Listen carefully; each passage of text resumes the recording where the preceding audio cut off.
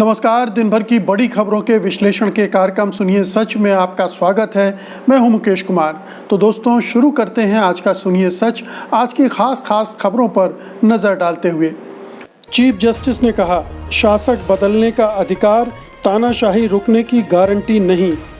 राहुल प्रियंका से मिले सिद्धू तो अमरिंदर ने तेज की अपनी किलेबंदी। रिहा हुए अखिल गोगोई, एनआईए के दोनों आरोप कोर्ट से खारिज। शिवसेना की चेतावनी, उद्धव सरकार कुरुक्षेत्र में बीजेपी अभिमन्यु न बने। तीरथ सिंह को हाईकमान ने दिल्ली बुलाया, छोड़नी पड़ सकती है कुर्सी। खास खबरों पर नजर डालने के बाद अब वक्त है आज की बड़ी खबरों के विस्तार से विश्लेषण का। इसलिए सबसे पहले लेते हैं आज की सबसे अहम खबर। सरकार पर असहमति और विरोध की आवाज़ को दबाने और आलोचनाओं को बर्दाश्त नहीं किए जाने के लगने वाले आरोपों के बीच भारत के मुख्य न्यायाधीश एन.वी. रमन्ना ने बहुत बड़ी बातें कही हैं। उन्होंने कानूनी विद्वान जूलियस स्टोन के कथन का जिक्र करते हुए कहा है कि हर कुछ वर्षों में एक बार शासक को बदलने का अधिकार अपने आप में तानाशाही के खिलाफ सुरक्षा की गारंटी नहीं है। इसके साथ ही उन्होंने कहा कि चुनाव दिन प्रतिदिन के राजनीतिक संवाद, आलोचना और विरोध की आवाज़ लोकतांत्रिक प्रक्रिया के अभिन्न अंग हैं। मुख्य न्यायाधीश एन.वी. रमन्ना बुधवार को प्रलीन ट्रस्ट द्वारा वर्चुअल मूड के माध्यम से आयोजित justice PD. Desai memorial trust के 17वें व्याख्यान में बोल रहे थे। इस व्याख्यान का विषय कानून का शासन था। सीजेआई रमन्ना ने कहा कि आज़ादी के बाद से 17 आम चुनाव में जनता ने अपने कर्तव्यों को उचित रूप से निभाया है और अब उन लोगों की बारी है जो राज्य के प्रमुख अंगों का प्रबंधन कर रहे हैं कि वे इस पर विचार करें कि क्या वे संवैधानिक जनादेश पर खरा उतर रहे हैं। मुख्य न्यायाधीश की ये टिप्पणी साफ तौर पर आज के राजनीतिक हालात पर टिप्पणी लगती है।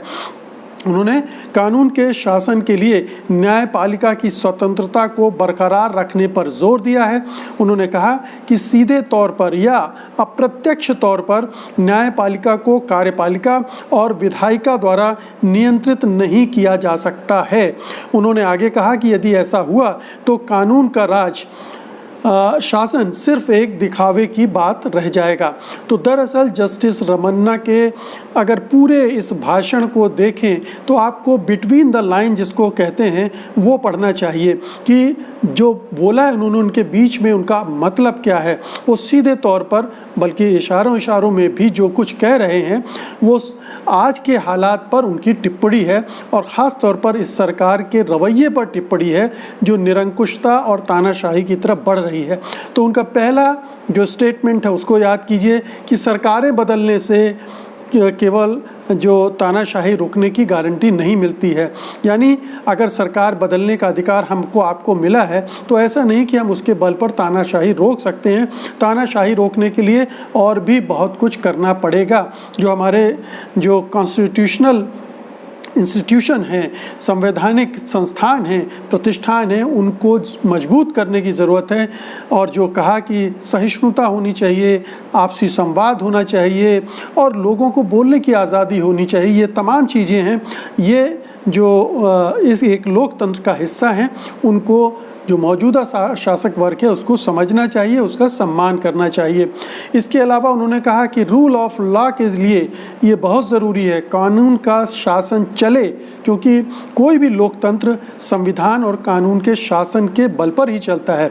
तो कानून का शासन तभी चल सकता है जब विधायिका और जो कार्यपालिका है यानी सरकार और संसद या विधानसभाएं कानून का सम्मान करें और न्यायिक मामलों में दखलंदाजी न करें, उन पर प्रेशर न बनाएं, दबाव न बनाएं, उनको ब्लैकमेल करने की कोशिश न करें, उनको खरीदने की कोशिश न करें, जो कि पिछले 7 साल में हम लगातार होते देख रहे हैं।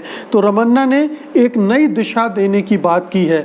बहुत ही साहस का काम किया है। हम देख रहे हैं कि उनके आने के बाद सुप्रीम कोर्ट का रवैया बदला है। सुप्रीम कोर्ट ज़्यादा खुलेपन के साथ काम कर रहा है और कड़े फैसले दे रहा है। सरकार को पहले वैक्सीन के मामले में, फिर कंपनसेशन के मामले में उसने कटघरे में खड़ा किया, खरी खोटी सुनाई, उसकी पूरी जो नीतियां हैं उसको बदलवा दिया। तो सुप्रीम कोर्ट अब एक बेहतर दिशा की तरफ आगे बढ़ता दिख रहा है। जस्टिस रमन्ना ने भी अपने इस भाषण से वही संकेत दिए हैं।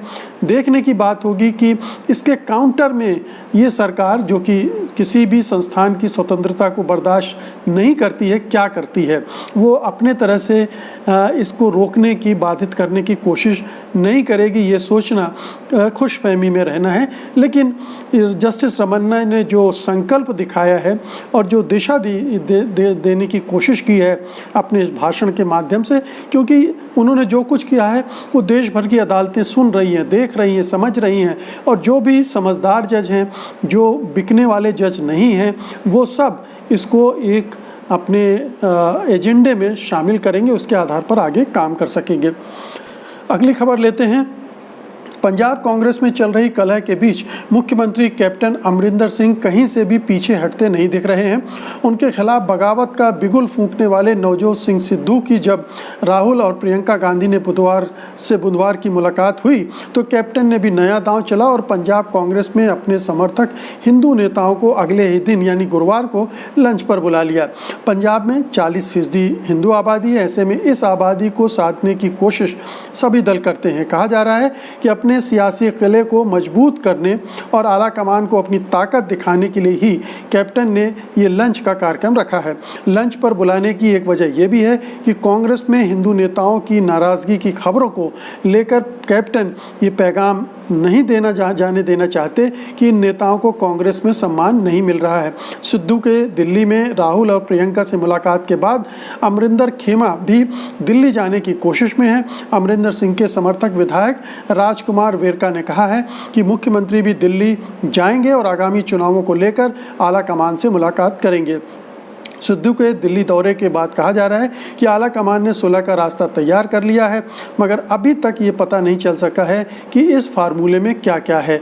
तो कुल मिलाकर अभी बहुत ही परस्पर विरोधी बयान आ रहे हैं और विश्लेषण हो रहे हैं। एक तरफ ये कहा जा रहा है कि कैप्टन अमरिंदर सिंह बगावत पर उतारू हैं, वो हाईकमान की नहीं सुनेंगे। अगर उन्होंने नवजोत सिंह सिद्धू को कोई कांग्रेस पार्टी के प्रदेश अध्यक्ष का पद सौंपा या कोई और बड़ी जिम्मेदारी देने की कोशिश की तो वे स्वीकार नहीं करेंगे और बगावत कर सकते हैं। दूसरी तरफ ये भी कहा जा रहा है कि एक सुलह दोनों के बीच में होनी शुरू हो गई है, एक फार्मूला आ गया है जिसको कैप्टन अमरिंदर सिंह स्वीकार कर सकते हैं। और ये जो लंच डिप्लोमेसी जिसको बताया जा रहा है, जो उन्होंने अपने विधायकों को लंच पे बुलाया है, वो भी दरअसल इसी फार्मूले के तहत बुलाया गया है।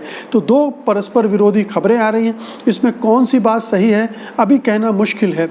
लेकिन हम ये जानते हैं कि अमरिंदर सिंह बड़ी आसानी से समझौता करने वाले व्यक्ति नहीं है, सरेंडर करने वाले व्यक्ति नहीं है। वो जंग लड़ने की आदत के मारे हैं। और आपने जानते हैं कि पिछले चुनाव में भी उन्होंने आला कमान को सीधे सीधे कह दिया था कि अगर आप मुझे बागडोर नहीं देते हो तो मैं अलग पार्टी बनाने जा रहा हूँ। तो अभी सारी चीज़ें सस्पेंस में हैं, बिल्कुल भी क्लैरिटी नहीं है। लेकिन खबरें आ रही हैं, दोनों तरह की खबरें आ रही हैं। हमें थोड़ा इंतज़ार करना पड़ेगा कि अंततः इन दोनों का पैचअप होता है कि नहीं, दोनों एक प्लेटफॉर्म पर आते हैं या नहीं, या अमरिंदर सिंह कोई और रास्ता अख्तियार करने का जोखिम लेंगे और कांग्रेस पार्टी की जो अभी जीत सुनिश्चित दिख रही है उसको खतरे में डालने की कोशिश करेंगे। अगली खबर लेते हैं। राष्ट्रीय जांच एजेंसी यानी एनआईए की एक अदालत ने गुरुवार को असम के विधायक अखिल गोगोई को यूएपीए के मामले में सभी आरोपों से मुक्त कर दिया है। असम के शिवसागर से विधायक अखिल गोगोई के खिलाफ ये इकलौता मामला बचा हुआ था। उन पर और उनके साथियों को यूएपीए के तहत 2 मामलों में आरोपी बनाया गया था, लेकिन एक मामले में आज से पहले यानी 22 जून को ही वो आरोप खारिज कर दिया गया था। दोनों आरोप खारिज होने के बाद अब गोगोई आरोप मुक्त हो चुके हैं और जल्द ही जेल से रिहा हो सकते हैं। अदालत में एनआईए स्पेशल जज प्रांजल दास ने अखिल और उनके 3 साथियों पर चांदमारी केस के संबंध में आरोप तय करने से मना कर दिया, क्योंकि उसमें उतने सबूत नहीं थे, वो इतने दमदार नहीं थे। इस केस में गोगोई पर माओवादियों से संबंध होने का आरोप लगाया गया था। बता दें कि गोगोई को दिसंबर 2019 से असम में सीएए के विरोध प्रदर्शनों में कथित भूमिका के लिए गिरफ्तार किया गया था। इन प्रदर्शनों में हिंसा के बाद असम के शिवसागर, डिब्रूगढ़, गौरीसागर, जोरहाट के थानों में गोगोई के खिलाफ कई मामले दर्ज किए गए थे। इनमें से 2 मामलों को एनआईए ने अपने कब्जे में ले लिया। इन दोनों ही मामलों में उन पर देशद्रोह और यूएपीए सहित अन्य आरोप लगाए गए थे। तो ये साफ तौर पर माना जाता है कि बीजेपी सरकार ने, राज्य की और केंद्र की बीजेपी सरकार ने मिलकर अखिल गोगोई को चुनाव तक खास तौर पर जेल में बंद रखने की साजिश बुनी थी। वो जानते थे कि अगर अखिल गोगोई मैदान में रहे तो पार्टी का चुनाव जीतना असंभव हो जाएगा, क्योंकि अखिल गोगोई बहुत ही लोकप्रिय नेता हैं और ख़ास तौर पर जो ऊपरी असम का इलाका है जहां से बीजेपी ने इस बार मैक्सिमम सीटें जीती हैं और उसी के बल पर सरकार बनाई है। अगर वहां अखिल गोगोई सक्रिय होते उस समय तो बीजेपी का ये सपना चूर चूर हो जाता, हेमंत बिश्व शर्मा कभी मुख्यमंत्री न बन पाते। तो चाल ये चली गई कि अखिल गोगोई को जेल में बंद कर दो और जो सीए के खिलाफ आंदोलन चल रहा है उसको तहस नहस कर दो। और इस साजिश में वो मानना पड़ेगा कि कामयाब हो गई, क्योंकि आंदोलन खत्म हो गया, अखिल गोगोई को जेल में ठूंस दिया गया और उसके बाद उनको वहाँ प्रताड़ित किया गया, उन पर अत्याचार किए गए और उनके स्वास्थ्य पर भी बुरा असर पड़ा। ये तमाम खबरें आती रही हैं और इस तरह से अपना एजेंडा पूरा कर लिया बीजेपी ने। अब कोई सबूत तो वैसे भी नहीं थे, कोई कारण भी नहीं था, ज़बरदस्ती ये यूएपीए और दूसरे आरोप लगाए गए थे, मनगढ़ंत आरोप थे और वो अदालत में टिक नहीं पाए हैं। तो अब वो आज़ाद हो गए हैं। आप जानते हैं कि अखिल गोगोई ने चुनाव भी लड़ा था और वो विधायक चुनकर आ भी गए थे और उन्होंने शपथ भी ली थी और उनके बारे में मुख्यमंत्री हेमंत बिश्व शर्मा ने बहुत ही घटिया टिप्पणियां भी की थी। कहा था कि वो मानसिक रूप से बीमार हैं, लेकिन वो पूरी तरह स्वस्थ हैं। और जब विधानसभा में शपथ लेने के लिए आए थे तो जिस तरह से वो लोगों से मिले थे और जिस तरह से लोगों ने उनका स्वागत किया था, उसके बाद निश्चित रूप से मुख्यमंत्री घबरा गए थे और उनकी घबराहट में ये उन्होंने वक्तव्य दिया था। तो अब एक बार असम सरकार की फिर चिंताएं बढ़ जाएंगी, क्योंकि अखिल गोगोई ऐसे शख्स नहीं है जो शांत बैठ जाएं। वो विधानसभा को भी सिर पर उठाने की ताकत रखते हैं। अपने पास, उनके पास इतनी बड़ी ताकत है। एक तो जन समर्थन है, दूसरा समझदारी है, समर्पण है, लगन है और अपने को जोखिम में डालकर वो बहुत सारी लड़ाइयाँ पहले भी लड़ चुके हैं और आगे भी लड़ेंगे। तो ये असम सरकार के लिए एक बड़ी मुसीबत होगी और जाहिर है कि जिस तरह का चरित्र हेमंत बिश्व शर्मा का है और केंद्र सरकार का है, उसमें गोगोई को अगर जल्दी फिर से गिरफ्तार कर लिया जाए, फिर से जेल में बंद कर दिया जाए तो आप हैरत में बिल्कुल भी मत पड़िएगा। अगली खबर का रुख करते हैं। महाराष्ट्र सरकार के गठबंधन को लेकर चल रही चर्चाओं के बीच शिवसेना ने अपने मुखपत्र सामना में बीजेपी पर हमला तो बोला ही है, साथ ही ये भी कहा है कि महाराष्ट्र सरकार अभी कुरुक्षेत्र के बीच में खड़ी है। शिवसेना ने कहा है कि कोरोना, आर्थिक संकट, बेरोजगारी, प्राकृतिक आपदा का सामना महाराष्ट्र तो कर ही रहा है, उस पर एक और ईडी या सीबीआई का सुल्तानी संकट टूट पड़ा है। ऐसा मानकर मुकाबला करना पार्टी के लिए उचित होगा, सरकार के लिए उचित होगा। शिवसेना ने अपने मुखपत्र में कहा है कि ममता बनर्जी ने इस सुल्तान शाही से इसी तरीके से लड़कर जीत हासिल की है। महाराष्ट्र को भी वही रास्ता अपनाना जरूरी है।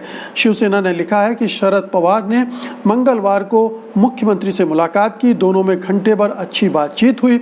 मुख्यमंत्री के आवास से बाहर निकलते हुए पवार के चेहरे पर संतोष और आनंद स्पष्ट दिखाई दे रहा था।